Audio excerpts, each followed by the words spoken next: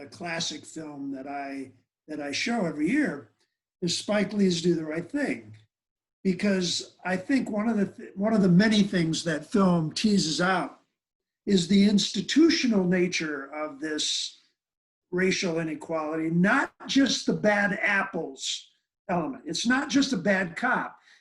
He integrates some black cops into the response team intentionally because they are put in a position where they have to enforce the institutional norms that exist.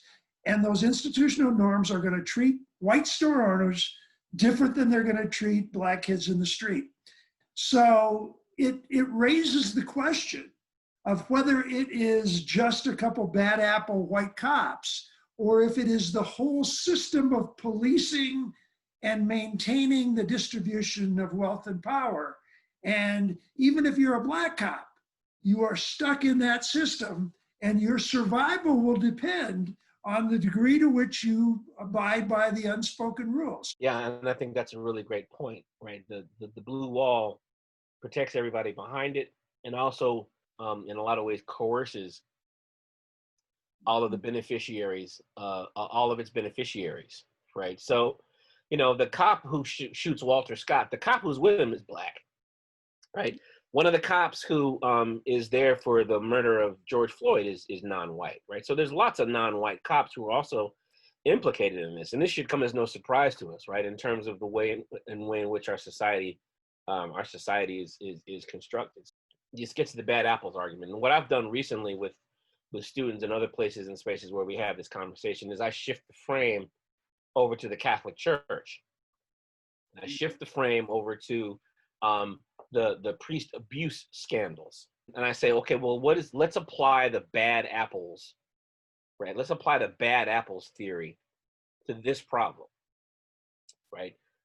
And immediately the bad apples theory starts to fall apart, right? Because we know and understand that in that context, you know, the bad apples go all the way up. If a priest gets caught abusing children in Cleveland, the priest does not lose his job.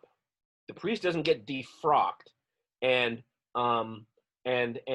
turned over to authorities because the priest has broken the law. The priest gets transferred, right? So the priest who's abusing children in Cleveland gets transferred to San Diego, right? That's their solution to the problem, which is no solution at all. So that's not the bad apples that are simply being implicated there. That pedophile priest is truly a bad apple.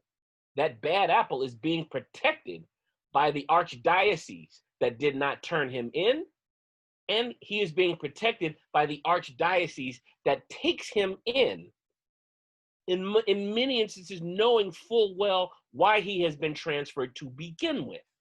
So the idea that the only person implicated in this scenario is the priest, that idea falls away. That's absurd.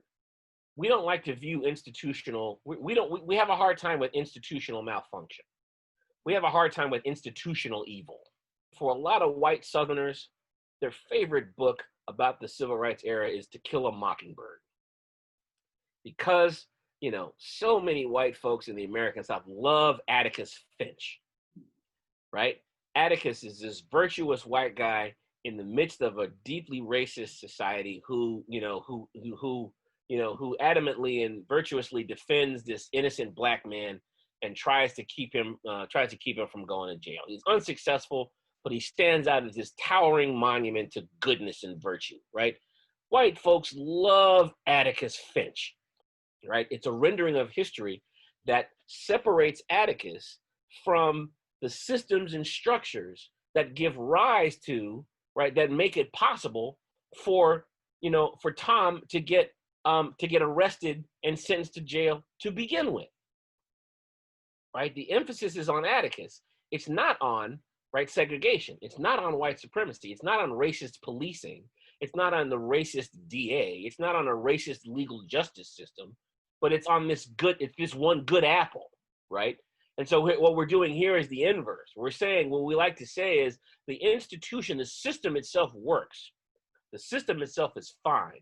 The only problem with the system is that we have a few bad apples.